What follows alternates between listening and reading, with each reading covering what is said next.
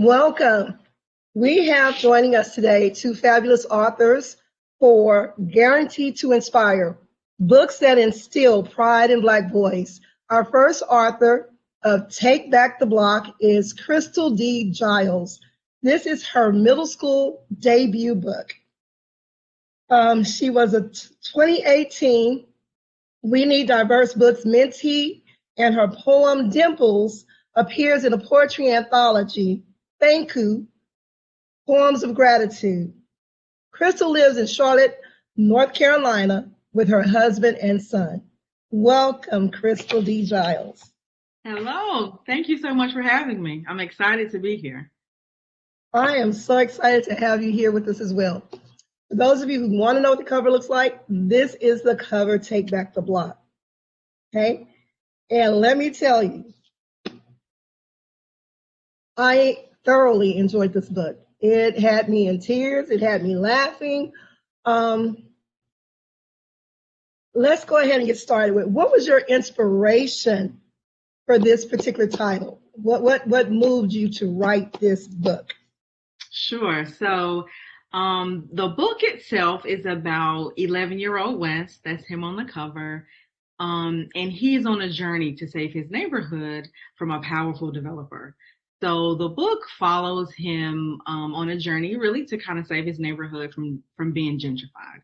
And it's a book about community and friendship, inspired by events happening in my hometown. I'm from Charlotte, North Carolina. It's where I grew up, and it's where I live now. And I've been a resident my whole life. And so, like many other cities across the nation, Charlotte is going through a massive gentrification process.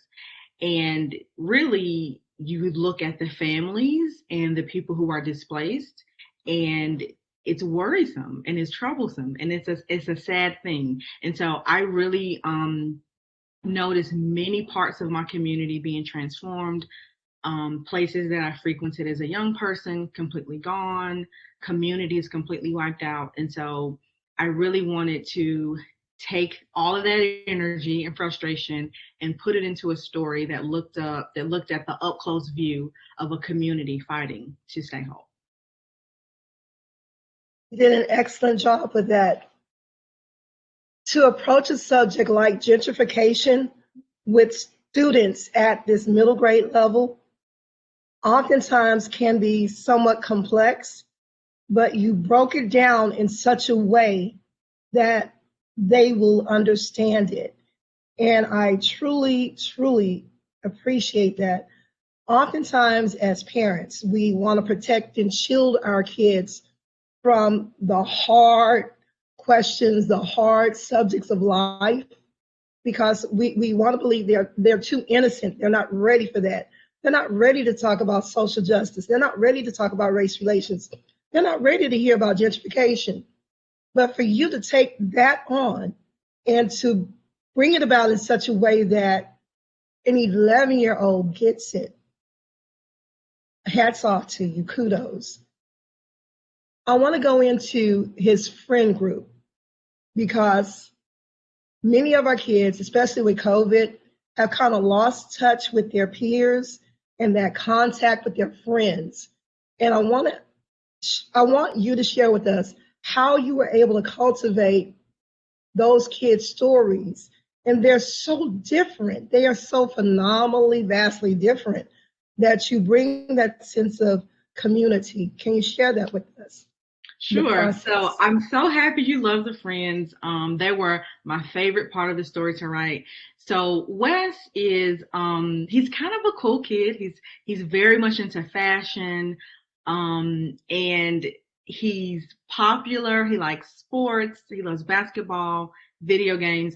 And so I knew I needed a character who was approachable and fun to enter into a topic that's a little bit tough. So that's the first thing. I wanted to create a character that readers would instantly love and connect to. So when I came up with Wes, I knew I had the right character. His personality jumps off the page, and he's prideful, right? He has this certain energy about himself. From there, I wanted to create a friend group around him because in this particular community, it's called Kensington Oaks, and it's a community that he grew up in. It's a community that his mother grew up in. And so it's full of young people. And that is the energy that I wanted the reader to also enter into, like this community environment that you wanted to fight for. So I gave him a really cool crew of friends. They all grew up together. They're all from the same area. One of them has kind of leveled up and moved away. One of his other friends is kind of fallen on some harder times than the rest of the group, and he has kind of been displaced by all of the stuff happening in the community. And so I wanted, like you said, for each of the people in his friend group to offer something different. So you have Brent, who I think is hilariously funny. When he enters the page, I laugh. You have Alyssa, who is sweet and endearing. And Wes kind of develops a little crush on her throughout the story. I spoke about Maya. She and her family have kind of leveled up and they've moved away, and she's having some challenges of her own that Wes really doesn't find out about till the end of the story. I mentioned Takari. His story is a little bit difficult, but Wes learns how to be a better friend by watching his story play out. Wes absolutely has a bit more privilege because he has a 2-parent family. He gets to dress the way he likes to. And so he actually learns how to be more empathetic through Takari's character. And then there's Jazz, who is a kid that's all about music. And I think he also adds an additional layer.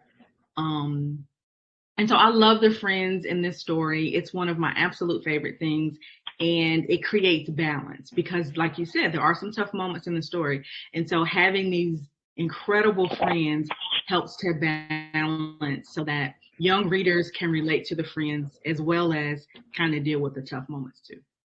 So looking at the community, the people who live in the community, the older gentleman, Mr. Hank, I want to say is his name. Mm-hmm. Can you tell us what inspired you to have him as one of those, what's the word I'm looking for, steadfast members of the community that Wes could always go to and seek solace and wisdom? Yes, so Mr. Hank is such an important part of the story for me.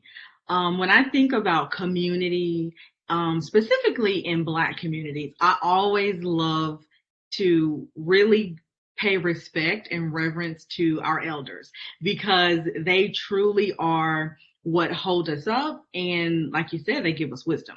So Mr. Hank for me was a character that I knew would kind of be there. He was watching Wes, even if Wes didn't realize it. And I wanted Wes to have someone away from his parents that he could go to seek advice from. In the early versions of the story, Mr. Hank didn't play a huge role. He kind of appeared once or twice. And during the editing process, every time he came on the page, I got excited. And then even with my early readers and my editor said, what about if we add a little bit more? So through each version, Mr. Hank appeared more and more. And I'm so glad that people resonate with him because he just reminds me of my grandmother. He reminds me of any elder in the community that kind of watches and waits. I also think about most Black communities.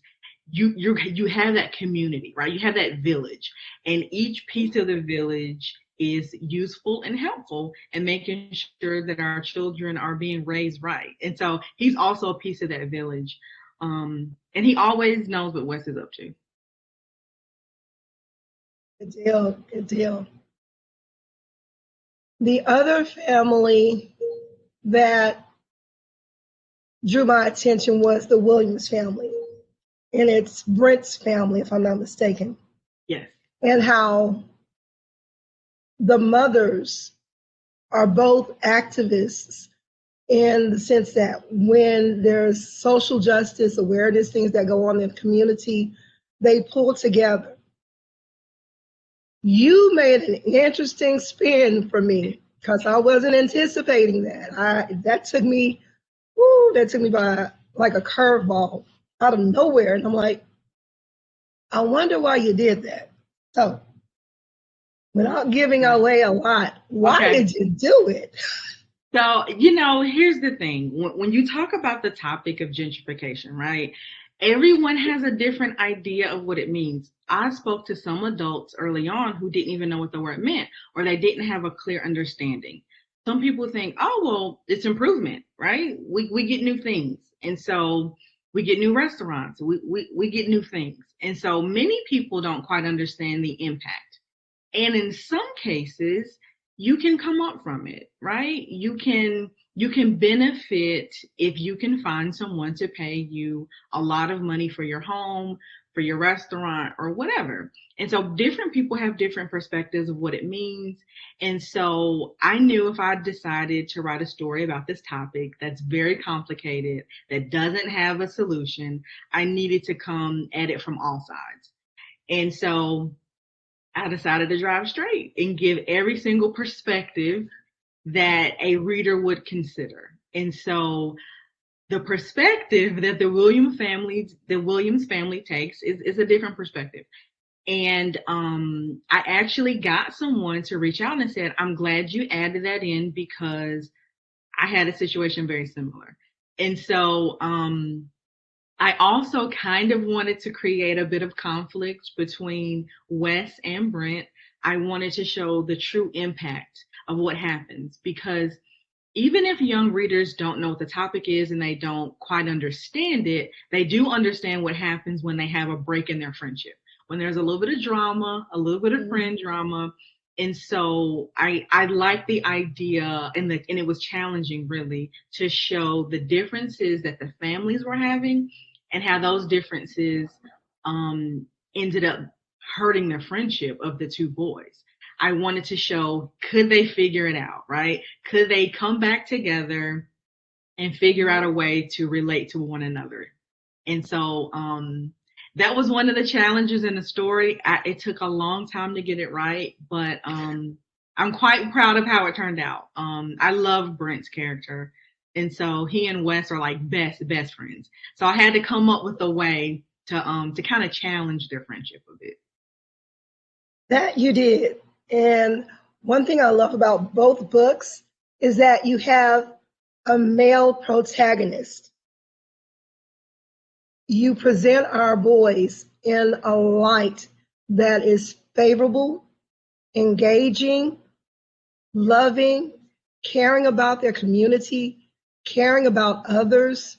And that's sometimes very different than what is seen in the media. So I applaud both of you for bringing forth two wonderful characters that our boys can identify with, that resonate self-pride in how they look, how they do things, and their involvement in their community. JD, are you able to connect with us now? Oh, you're not there yet. Still not able to hear him. Oh my goodness. All right, guys. Well, we're going to continue the discussion with Chrystal. Yeah, I do want to speak a little bit to what you just said. So it is very important that we present our Black boys in a positive light, right? That we give them the benefit of joy, that we give them the benefit of a positive perspective. And so that was very, very important for me. I'm going to always write books that include some Black joy, specifically for the characters. And in this case, it's a Black boy character. I wanted to make sure that he got to have some fun. There's many breaks in the story where he and his friends are just cracking on each other, normal everyday life stuff. And that's another reason I really wanted to give him his own personal style, because I think style is joy for young boys, right? Like to get cool haircuts, like in JD's book. And so it's one of those things that make you feel like you've arrived and you've shown up. And so that's one of the Yes. things that I'm very happy that I got to do in this book. That was awesome. And I also like the fact that Wes isn't a shallow kid. Now, initially, he comes off as probably being shallow, especially not wanting to go to protests with his mom. I get that. But hiding behind the porta potty, that was extreme. What made you choose the porta potty? He could have hid behind a tree. He could have hid under the bleachers. He could have hid anywhere. But the porta potty, and you share with me why you took him there. So, yeah, so like you said in the opening scene of the story, like Wes wants to be at home, right? And it's his birthday. He doesn't want to Yes. be at a rally. So I put him behind the porta potty for a couple reasons. One, because it's funny. And I wanted to try to hook young readers.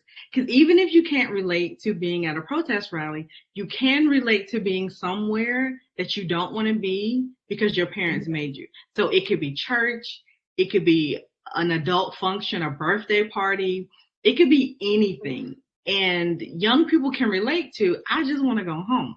So I wanted to exaggerate it so you could really understand how badly he wanted to go home.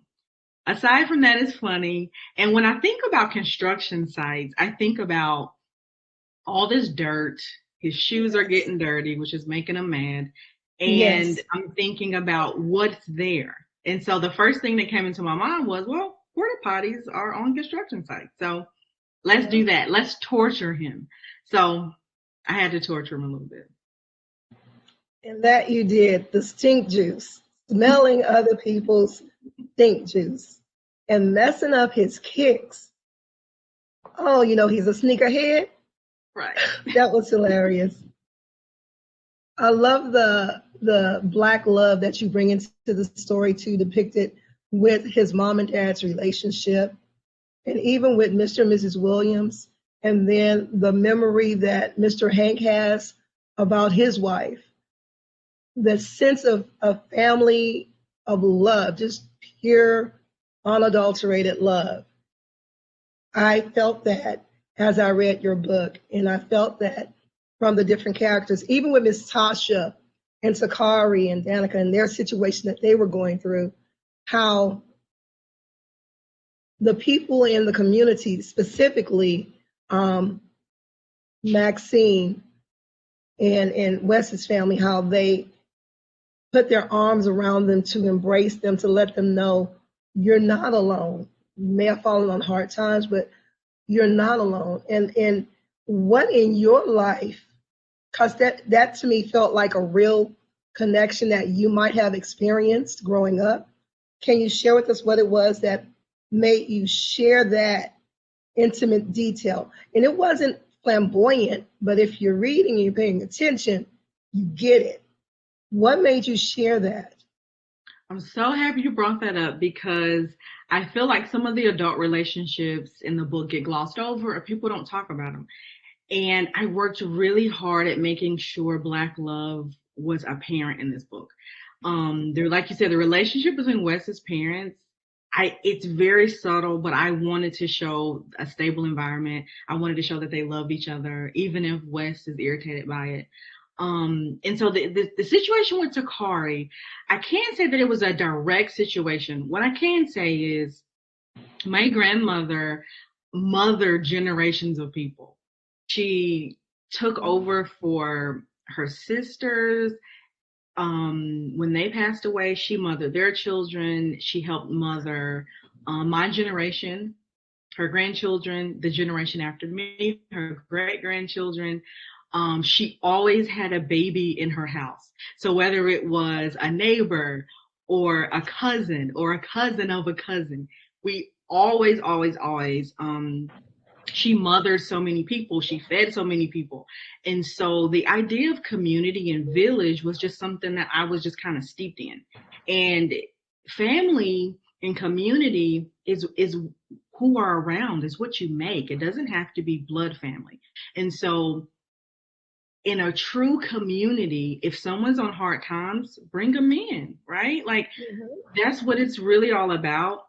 And this story at the heart of it is about community. And so I wanted to show what community feels like when it's truly fostered, because so many people grow up with people who are not their direct family. It's found family. It's family that you bring in during hard times. And so this issue really is part of a global issue on race and systemic racism and how it has torn down the Black family. And so I wanted to envelop the people having a hard time with everyone else and say, look, we're in this together. Let's hold hands, come in. And I wanted to show it all the way down to the children and then all the way up to the adults.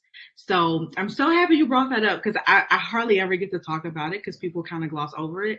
But it's one of the components of the story that meant the most to me, because we get to see how community really works, right? We all grew up with that. I certainly did. So yeah. Same here. Thank you. I love the way you say found family, because it took me back to when I was a student in elementary school, and I have 5 rockhead lovely brothers. They're all older, and myself being the youngest and only girl. I had play sisters or play cousins who were female. And so the play on being able to choose and identify with people you would like to have in your family. My nearest cousin lives in Dallas, Houston. They live out of state. They don't live near me to where I can just go to the house and we can play. So growing up, I had what I call adoptees who were always there, much like Takari being the older brother for Wes, who has no siblings. And I love the way you play on their relationship, because oftentimes it can get kind of sticky and hairy. But underneath it all, when there's love there, it resonates, it comes through. So one of the other things from your book,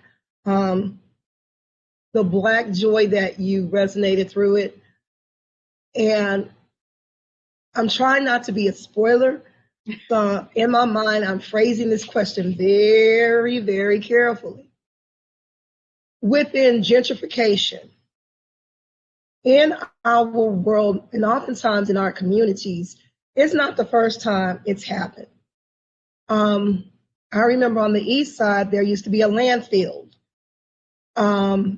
Many Black families moved into those areas, and then different things happened over time, and other people moved in, other cultures moved in, and it's almost as if it's a cycle that we go through. And being able to peel back the layers of a community in the way that you did, it had me thinking, how many other communities have a history that has glossed over the accolades and accomplishment of African Americans, of Mexican Americans, of Asian Americans, of all the other cultures that exist, especially here in San Antonio. There's part of downtown San Antonio that reflects Chinatown, but I don't know much about that because it's glossed over now. It's other buildings that are there. Likewise, as I look at what's happening and the changes in my community, who's going to be there to tell the history of what was? Our kids need to know the history of what was, and I love the way you bring that to the forefront towards the end of the story, which that I told you had me crying. That had me in tears. I mean, I'm getting teared up now, so I'm gonna let you talk. So I think one of the things that I really wanted to highlight, everything you said, like I listened to everything you said. So like Black excellence it's glossed over, right? And oftentimes it's stolen, right? Let's just say it's stolen. Yes. So I wanted to bring back some level of reverence and respect to Black history and Black excellence. So that is why I folded in kind of the end of the story. And like you said, we won't say what it is, but it is Black excellence and restoring it. One other point I want to bring up, you brought about the historical elements, and I try not to get too teachy in the story, but everything you said is so spot on, because when you look at these neighborhoods that are inner city or considered urban, it's because they were once integrated, and white people say, oh, Black people are coming in, let's flee. And we call that white flight. And they went to the suburbs to get away. And so now, like you said, in the cycle, they're coming back into the inner cities because it's cool. And suddenly, Black people are being displaced again. And it's mostly happening in communities of color. So I could not talk about gentrification and not tie in the historical elements that are super important. And so I didn't want to give a history lesson, but I did want to at least acknowledge that it's historical. And we should bring it up, and we should pay respects to the generations that came before us. Good deal. JD, can you hear us? I can hear you. Can you hear me? Yes. Yes. I'm super excited. Thank you so much. I'm so sorry about the technical difficulties. It happens. It's part of technology and life these days. We just learn to roll with it and keep it moving. I see. So with your book, tying Yes, into that historical comment in context, Henry and his father's barbershop has been a long-standing business in that community that JD is growing up in. And one of the things that I love is that you show how sometimes there's a comfortability in being the only one in town until things get rattled. correct. So was that your own personal experience that you're sharing with us, or just something that you wanted to make students and make us aware of? Well, to be honest with you, JD and the Great Barber Battle is loosely based off my life, so it's like true events. So only thing that's that we actually added in is the barber battle itself. So that's the only thing that's actually new within this particular chapter series.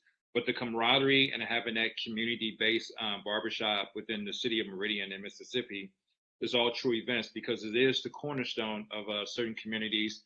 I also reference a lot when I teach classes that the barbershop and beauty salon is technically the first social media outlet, where therefore you can come and get all your news, your gossip, you talk about religion, sports, politicians, you know what I'm saying, et cetera, et cetera.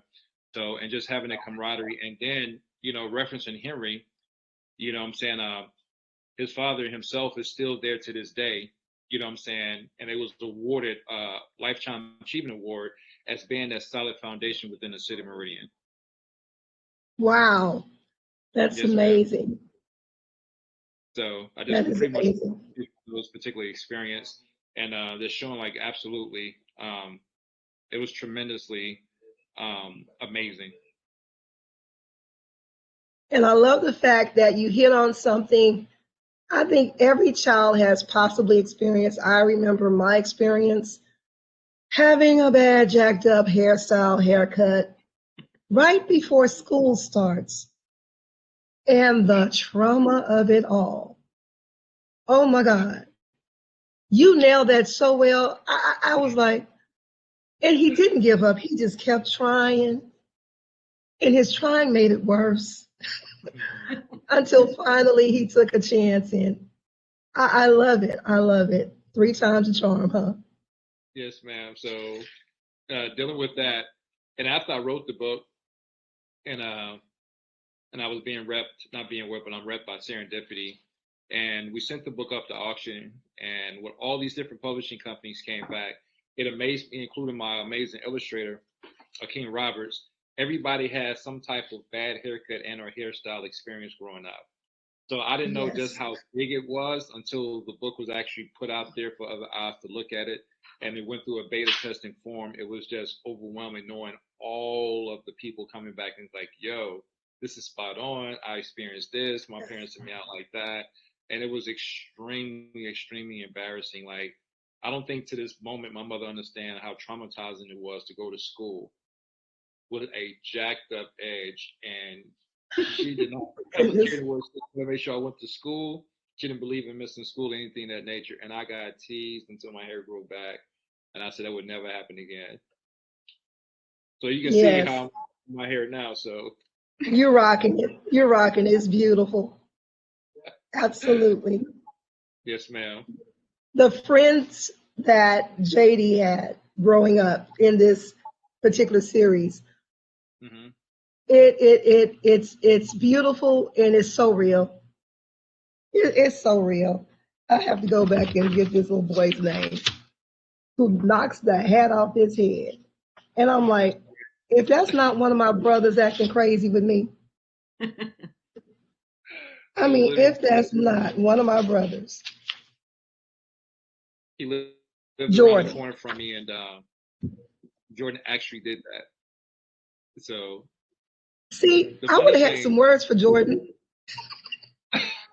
well, Jordan was like, he's my best friend, but at the same time, he was kind of like a bully in a sense. And the funny thing is, he literally apologized to me 2 weeks ago. It took him Yeah, that long? How many weeks? I sent him a copy of the book, and I Wow. referenced him, put him in such an amazing light. And he hit me back, said, "Yo, I really love the book, and I personally apologize." And I'm Wow. so serious. I'm so serious. Man, oh So man. yeah, yeah. So everything I went through in Mississippi, I just put my heart into it, and I wanted to bring it to the world, and that's what sparked me in having a 22-year professional career into something that turned into a tragic haircut from a hobby to being a shop owner to a career. So I have no regrets. That's beautiful. And I love the way you, again, bringing back Black Boy Joy, having him embrace his creativity, his art, no matter what was going on that was negative, he found positivity in going to his sketch pad. And then when he was able to create such phenomenal designs in hair, I was like, wow. Yeah. I So for all appreciate these, that. He didn't turn into a negative kid. not at all. And I have to credit that to my upbringing. I think it's very important to have a stable growing up or a stable foundation. But therefore, people used to always reference in Mississippi, it takes a village to raise a kid. So even though my father wasn't there, I still had a male figure in the house, which was my grandfather. So I still had that male dominant figure that was in the house that still kept me on that straight and narrow path. So, and it was always some type of positivity, you know what I'm saying, growing up and just, experiences and just going through life and then having that balance along with, going to church 30 times within a week and, Yep. things like that. So, ain't nothing changed. Can identify with that as a PK, definitely. Every time the doors open, you were there, you were there, you were there. Yes, this is so true. Yes. The relationship between JD and his mom is also special. And the fact that he gets to see his mom have a career that she wasn't happy with, Correct. where she was helping people as a nurse, and then go back to school. And why did you include that? Her going back to school. And what did you want the reader to get from seeing mom go back to school, be a mom still, finish, and graduate? What did you want the reader to get from that? Um, Very easy. Never give up in terms of like your certain dreams. So I'll make it very brief. Technically, my mother actually wanted to go to the military. And due to the fact that she was not able to get into the military, she missed it because she missed it by weighing in by 2 pounds over. So make a long story short, she went to college, met my father at Mississippi Valley State, and by having amazing children after meeting my dad, she kind of had to put her dreams on hold. So once my grandfather, got a heart attack and we came to help deal with that situation, my grandparents allowed my mom to still come back and pursue her dreams in terms of going to school to be a nurse. So they made no excuses. They helped my mother raise 5 children, and then my mom went to school to be a nurse. Knowing the experiences she went through and the things that she witnessed, she wasn't that extremely happy with it. So therefore, having a conversation with my grandparents, they say, look, we're going to support you. Your kid's going to be fine. And we want to make sure that our child is going to be happy in terms of whatever you decide to do. So my mother went back to school and she graduated in business administration as a summa cum laude. And she did all this by having my support.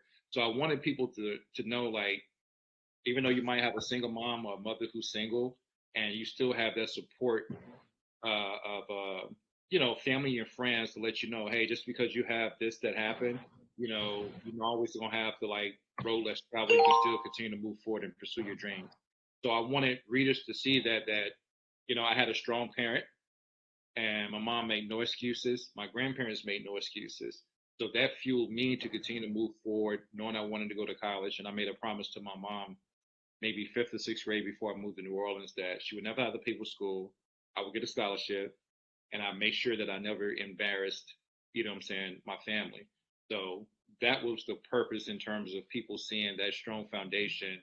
And, coming from Mississippi, coming from an African American background, that people need to see that these are real stories that people are able to pursue their dreams and able to move forward. So, and I just wanted to shower all this information and to show how strong my mother was. You know what I'm saying? So she raised 5 beautiful kids with the help of my grandparents and the community. So she needed to be showered. So matter of fact, this is her birthday month. She'll be 73 this month. So. Wow, happy birthday. That is awesome. What does she think of your book? My mother told me she's extremely proud of me. So in writing this book, only had 2 things I really wanted to do, guys. Number one, I wanted to really push forward in terms of wanting to be a New York Times bestseller. And the second thing is I just wanted to make my mother proud. Those are the only 2 things I wanted out of this chapter book series. So just to hear that coming from my mother without me having to ask, you can feel the emotional attachment when somebody actually said that they're genuinely proud of you. So I just go, so when I'm happy for somebody, I just got so used to telling people I'm happy for, I'm genuinely happy, because I get that from my mother versus just saying something that people's like, hey, that's what's up, congratulations, saying certain things as a formality. So this is very important to me, and those are only 2 things I want. But she's proud of me, and I just wanted her to be proud that she had 5 amazing kids, and we just want to make her proud. Awesome. So, Chrystal, JD, we have 5 minutes left before our session ends. Is there anything you want to share with our readers or teachers, librarians, parents, anyone, when it comes to your books specifically that they should know? I would say one of the most important things we can do to let the world know how important our books are is to promote them, purchase them, review them, talk about them. There's all kinds of myths out in the world that Black boys don't read, Black people don't read, and our stories are not interesting. And that's not true, right? There's proof that our stories can be written by us, and they can be positive and inspiring and truthful. The best way that we can really send that message to the world is to talk about books with Black characters written by Black people, and to purchase them and to review them and to give them to your friends and family. So that's what I would say. We've got to love on each other and make sure that we encourage other people to do the same. Thank you. JD. Yes, I concur with everything she actually said. I had a different path. I didn't like reading, but I got into reading due to my grandfather because he made me read as a punishment. So once he made me read to him out loud, when I thought I was done, he would then return to want to give me a book report. And then from that point, I kind of fell into reading. And then, growing up in the Bible Belt, you know, state in the South. You know, you was raised in the church knowing every book of the Bible and every facts of it. Amen. Yeah, Yep. and in addition to that, I still keep my Bible dictionary because I hear people rumble, but at the same time, you have to have a sense of understanding what it is you're reading. So, with all that's being said, it is a myth in terms of blackboards and or people of color does not read, which is not true. Technology has vastly changed, and I'm an advocate saying that a lot of us do read, and I think it's extremely inspiring. So, I do have a bookshelf, especially in storage, full of books. And if I did it, and if you guys can do it, and my other panelists can do it, then of course, you know, everybody else can do it moving forward. So I hope everybody can take exactly from what it is we discussed today on this particular panel, and just knowing that absolutely a lot of us actually read and we constantly aspiring and moving forward. Thank you. I appreciate you both being here with us today for our 9th annual San Antonio Book Festival. And one of the things I can say that I normally don't, well, I do. If it's a good book, I can definitely do it. I can guarantee that these books will inspire, they will motivate, they will uplift, and they will provide a basis of answers to questions that our kids may not have the skill set to deal with. But after reading your 2 books, JD and the Great Barber Battle and Take Back the Block, I can guarantee they will have the skill set to be prepared to handle just about many different situations in life, including those troubling times with friends and changes in their community. Thank you so much for being with us. You guys, I wish you were here in San Antonio because I treat you to some barbecue or some Mexican food because we're known for both and they're great and delicious. But on another time and another occasion, we will connect, and I look forward to it. Thanks. Hugs. Thank you guys so much. much. Appreciate you being here. Thank you. Bye-bye. Bye.